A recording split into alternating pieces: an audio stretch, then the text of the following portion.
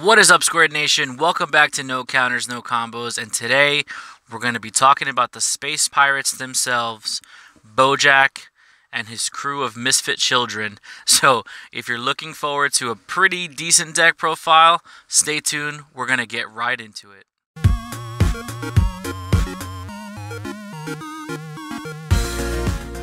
So, yes, we are actually going to do this. When Set 6 first got announced, I was really excited for the Bojack archetype. I just kind of liked how everything synergized with the leader. I like how it was pretty much a value deck. Like, you just were able to make multiple plays with a little bit of energy. And I also liked the effect of the SR Bojack that just completely demolishes your opponent's hand when they go to restand all of their cards. I want to make a quick shout out to Egman. He's also been, attempting to ride the Bojack wave, and we've been talking back and forth. I'm sure he's done a video on his channel already about the Bojack Brigade, and and other things. So I just wanted to shout out Egman because we've talked a little bit about it here and there. But for the most part, this is the build that I've been working with for quite some time. I want to say a couple weeks now, and in my opinion, I've experimented with blue yellow, and I've experimented with different yellow cards in the deck, but for me, and obviously this goes, for everybody else it's different. I'm sure there's, Peter Catani's another person in the community that's playing this deck as well.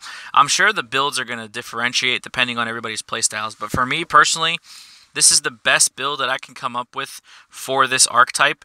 And as long as you know how to pilot it and you defend early, you can do some pretty crazy things later on in the game if you're able to get your plays out. Obviously, you're going to have a lot of bad matchups because it's going to be a really tough uphill battle going up against aggro decks.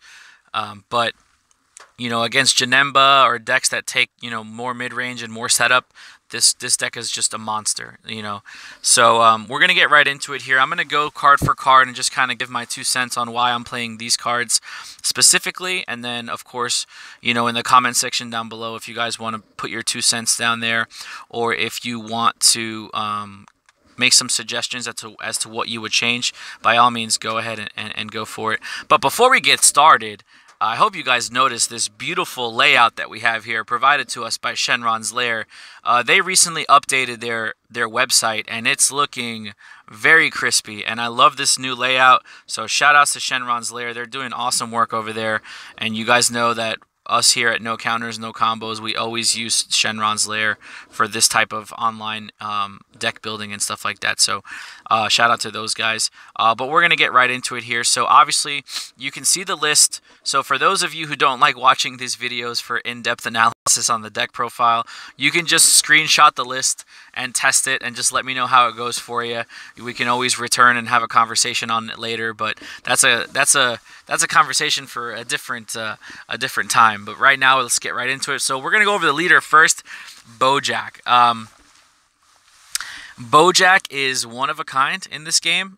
His front side is once per turn when you play a Bojack Brigade, you can draw a card and you gain 5k for the duration of the turn. And then also when you combo with Bojack Brigade battle cards from the battle area, if you combo with at least 2, you can choose one of your opponent's cards in rest mode and KO it. So that effect is actually pretty decent, but it's more effective in the later game because you're going to be kind of setting up in the initial turns, and you obviously want to combo for defense because you want to survive. But after you've awakened and you've gotten your combo out, you can start comboing with your battle cards on the board, and it just to remove some of their stuff. And then at 4 or less life, you can flip over Awaken, I guess, but there is no Awaken skill. So there's no Draw 2, there's no Untap 2, there's no Untap 1, Draw 1. There's no Awaken skill on this leader, so that's why I say it's one of a kind. There's no other leader in the game that has a skillless Awaken. And on the backside, it's Bojack the Pirate Captain.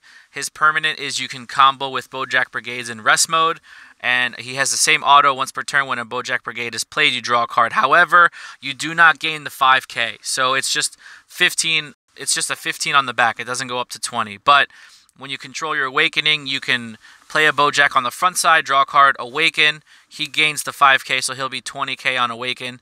And then you play another Bojack Brigade and draw another card. So I guess that's okay. And then his auto is also, if you combo with Bojack Brigade from the battle area, as long as there's 2, you can choose one of your opponent's battle cards in rest mode and KO it. So the leader itself is not really, it's okay. You're forced to use it because the entire archetype requires a Bojack Brigade leader, so you are forced to use this leader. But I've come up with a pretty decent list here. It's heavily defensive, as you can see, but you kind of need that, especially when you're playing this type of deck. So first 2 cards that we're playing is 2 Crusher Ball. So I was experimenting with 3, even sometimes 4 Crusher Ball, but there are so many extra cards in this deck that it does get a little heavy. I feel like 2 Crusher Balls are really good because it becomes more skill intensive. Choosing what to Crusher Ball and what not to Crusher Ball, you can really get a lot of a momentum swing in your favor if you Crusher Ball your opponent's battle card that they, tap a lot of energy for. Like if it's turn 4 and they tap out for something, you can Crusher Ball it, and there's really not much they can do moving forward. A Crusher Ball is just a really good card because it gets around barrier, and putting stuff in rest mode is what you want to do. Obviously, you can't use Bojack's ability to kill the cards that have barrier, but it does get around barrier in certain ways. That way, if they're, if they want to bring out a big hitter and they have barrier, you can tap it down with Crusher Ball. The next 2 is 2 Flying Nimbus. I was originally playing 4, but I cut down on the 4 Flying Nimbus to fit in other cards, and we'll get to them as we get later in the list here. But Flying Nimbus is really good, especially against decks that go wide. For just 1 yellow energy, you're always going to have cards in your hand, especially yellow cards because it's a mono-yellow deck. For just 1 yellow energy, you can pitch a card, and then your opponent can't attack with more than basically 1 battle card, depending on how they sequenced it out. Like if you negate the leader swing, then they're only going to be able to attack with 1 more battle card, which is really, really strong because you need to defend in this deck. You need to stay at a high life total for as long as you possibly can, and you need to defend early. Like that's just what you have to do with this deck. Next, we have 4 Time Magic. Time Magic is a really strong negate right now. There are a lot of decks floating around that have restand ability with their battle cards. Yellow Broly, stuff with dual attack, triple attack, stuff like that. Against Shenron, it's really good because they can't triple attack you.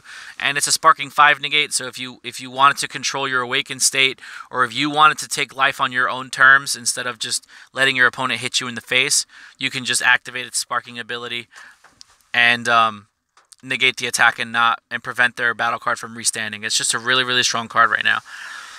I'm going to skip through the list here just to finish going over the negates, and then we'll get back into the battle cards and the actual Bojack Brigade stuff. So, as you can see, as we get later on the rows here, we have 2 Master Roshi. I like 2 Master Roshi because it acts as a negate, but also a 5k combo on the board. It doesn't get anything special with Bojack Brigade or anything like that, but, for 1 yellow energy, like if you Nimbus and then you still have a yellow energy open for Roshi, you're giving yourself another 5k combo on the board, which is really fantastic. I was trying 4, but I feel like the ratios that I have right now, I'm playing a total of 2, 6. I'm playing a total of 10 negates in the deck, and I just felt like this was the best ratio that I can possibly get. So we're playing 2 Roshis, and we're playing 2 Solar Flares. Now, Solar Flare was a negate that was introduced to us in Clash of Fates. It's basically a counter for a yellow leader. So you just negate the attack, but then you can choose one of your battle cards and give it blocker. So Bojack is a type of deck that it always has some type of field presence. So if you have all your little weenies on the board, and let's be honest, that's what they are, they're weenies. You're not really going to use them offensively. You can change them you can give them a blocker, and then boom, you have another card that you can defend that way. If you activate Solar Flare and give one of your Bojack Brigade's blocker, and they try to Mass Saiyan you, you're at least going to have a blocker up for that because Mass Saiyan cannot destroy blockers. So I liked it. I liked the flavor of it. So far, 2 has been working out really well, but I don't want to get too cloggy. Like, I was debating on just cutting the Roshis and playing 4 Solar Flare, but That's a lot more extra cards, and like I said, this deck is already extra card heavy. Roshi's just nice having the versatility of being a 5k combo. That's going to wrap it up for like the negates and the disruption cards. Now we're going to go over the actual brigade. So the first Bojack we have is the 8-drop, the Plunderer. It EX evolves for 3 yellow energy and 1 generic over a Bojack. That's 3. That's a cost of 3. So we have 2 targets for that. And his effect is pretty good. His auto is when you play this card, if you have 5 or more life, you can choose all your opponent's cards and switch them to rest mode. So leader, energy, battle cards, everything gets switched to rest mode. And then his other effect is when your opponent restands their cards, whether it's a leader or energy or battle cards, they have to warp 1 card from their hand for each card they restand. So you get this guy out on turn 4, you pass to your opponent, they untap, you know, their 4 energy, their leader card, and maybe a battle card. That's 6 cards that they have to warp from their hand. Now, game procedures have been changed because of Bojack. It used to be, the order of operations used to be draw for turn and then untap. But now the order of operations have been changed. You untap everything first and then draw a card. I don't know why they chose to do that. I don't know why they're trying to make Bojack so fair, but you know, that's how it is. So if it's turn 4, you pass, they untap 5 cards, they warp 5 cards, and then they draw. That's how it works. So they're, if you know, they're always going to have at least 1 card in their hand to use for their turn. This Bojack is a 25k. He not double strike or anything like that, but he does have an active main that states you can KO one of your Bojack Brigade from the board and give it dual attack. That's an okay effect. It does come in handy a little bit when you have Zengia on the board and you use her effect in combination with another. But, you know, for the most part, he doesn't have barrier or deflect or anything like that. So you're getting this guy out and you're going to have to defend him if you want to continue using, you know, your abilities for the untaps.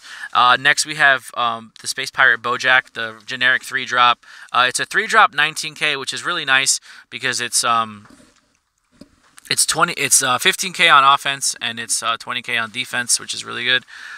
Or vice versa. I forget how that works sometimes, but his effect is pretty good. When you play him, you can choose an Arrival of the Space Pirates in your drop area, add it to your hand, and discard a card. And then his permanent is if he were to be removed from the field or destroyed by battle or skill, whatever, you can KO one of your Bojack Brigade from the field instead. So he does last a little long there. He doesn't have barrier or anything like that, but they gave him an ability to not be KO'd, which is good because he has a lot of survivability, and he is one of your EX Evolve targets. Next, we have 2 Space Pirate Gokua. His auto is when you play this card, you can choose one of your opponent's battle cards and switch it to rest mode. And then it cannot restand, I believe that's what the effect is, or it's, yeah, I believe that's what the effect is. And then its active main is you can tap 1 generic energy to play a Bojack with a cost of 3 from your hand onto the field. So he's a pretty good card. He's a 2-drop 15k, so he can swing for early pressure. You're not going to be really doing that too early on in the game. This is more of like a control deck. And just kind of, you know, try to get to your win con, which is the 8-drop. But he is a pretty good target, you know, to bring out the Bojacks for 1 less energy, especially if he's on the board or you bring him out with Arrival or something like that. But he's necessary because he's a Bojack Brigade, and you just need to have as many Bojack Brigade in the deck as possible. Next is, which I think is the best Bojack Brigade card in the deck, is Space Pirate Zengia. Now, she's a 2-drop. All the other Space Pirates besides Gokua and Bojack have like no viability in attack power. Zengia, Beto, and Bujin all have 3,000 attack power, which is garbage, but you're not really using them offensively. So when Zengia comes out, you can go through your deck and you can choose a Bojack Brigade with a cost of 1 and play it in your battle area. Also, she has the active main that you can send her to the drop area and choose one of your Bojack Brigade battle cards and give it critical for the duration of the turn. Now, a little side note here, all of the Bojack Brigades, except for Gokua and Bojack himself, have the moniker or permanent rather, that they could be the only copy in play. So Boujin, Beto, and Zangya, you can only control one of them at a time. So it does kind of make it a little more fair. So you can't just spam the board with Bojack Brigade, but you do have the ability to combo them off if you need to get them in the drop for your next play next turn. So Zangya is really good because she fetches a 1-drop. Next we have your Merciless Strike Zangya, which is just a super combo. It's a Sparking 5 super combo. It's a 3-drop, which is kind of, it's bad because this deck really revolves around with synergy with 1 and 2 drops, but I understand why they did that, which we'll explain in the next card here, but it's a super combo, 10k draw card, basic Sparking super combo. And then the next card we have is Space Pirate Beto. Now, Space Pirate Beto is really good. He also has that permanent that he could be the only one in play. When you play him, you can look at the top 5 of your deck and add a Bojack Brigade to your hand and then shuffle. And then his active main is you can send him to the drop area and then choose 5 Bojack Brigade that cost 2 or less and shuffle them back into the deck, which really helps against mill and really helps you continue your plays. Now, the reason I talked about the super combo being a 3-drop is since Beto only shuffles in 2 or less, you can't shuffle in your super combo, which is kind of, it's really fair, but just Bojack, everything about Bojack is just screaming too fair. Like, they didn't give Bojack anything broken. Like, it doesn't have an awaken skill. The big guy doesn't have barrier. You know, you can't shuffle in your super like, there's so many things that they could have done to make this deck super broken, and it's literally, in my opinion, it's the most balanced deck in the entire game of Dragon Ball. Like, this deck is not overpowered, it's not underpowered, it's very middle of the road, super balanced, excuse me, and it feels like it's too fair, and I feel like Bandai was scared of giving us another broken deck, but there might be some support coming out in the future for it. The next card we have is Space Pirate Boujin. Now, this card is bananas. Like, if you open with the right hand, you basically need to open with one Boujin and one Zangya, and you just get insane value. So Boujin is a 1-drop. His auto is when you play this card, you can choose one Bojack Brigade from your hand with a cost of 2 and play it. So your main target is going to be Zangya, but sometimes it could be Gokua. So you play Boujin, you can play Zangya, and then Zangya procs, getting you 1 from your deck. So you can get 3 battle cards out on the board for 1 energy, which is insane. And then the other effect with Boujin, which is really good, is when you use him to combo from the battle area, you can choose one of your opponent's battle cards and switch it to rest mode, which is really, really good. So I like to play turn 1, play Boujin into Zangya, then Zangya gets me my Beto, look at top 5, add a card to my hand, and that's pretty much my turn. For 1 energy, I did all that, so that's a really good turn 1 play. If you get Boujin on a turn 2 play, you can go Boujin into Gokua, swing with Gokua, tap your second energy to send Gokua to the drop, and then play a Bojack. So there's a lot of synergy in the deck, there's a lot of manipulation with battle cards and energy. Kind of reminds me of Saiyan Kaba a little bit, just nowhere near as volatile as that, but you know, it is what it is.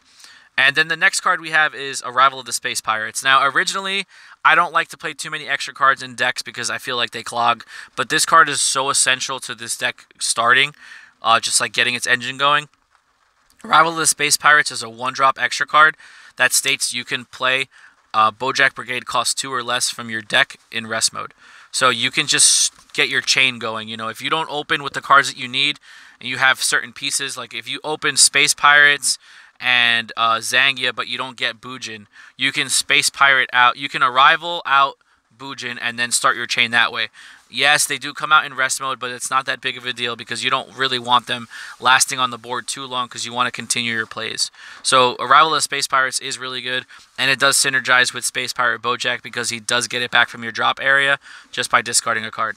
Next, we have 2 Merciless Farewells. Now, I debated on playing this card for a long time. Sometimes I was playing 4, sometimes I was playing 0.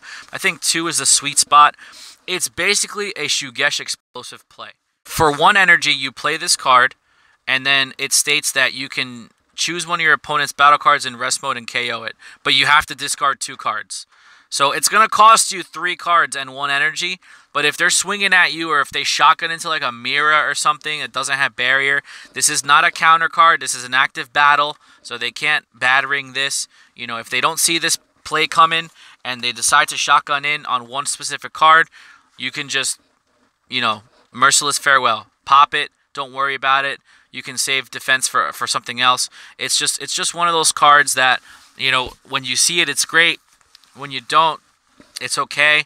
Or if worst case scenario, you can use it as energy because this deck is heavily defensive anyway. I'm not comfortable playing more than 2. I can see how the argument can be made that this card needs to be run more than 2. But for me personally, I just don't like it at more than 2 because it's not the main part of my strategy. But it's there in case I need it. And then the next card we have is the Agent of Destruction, Bojack.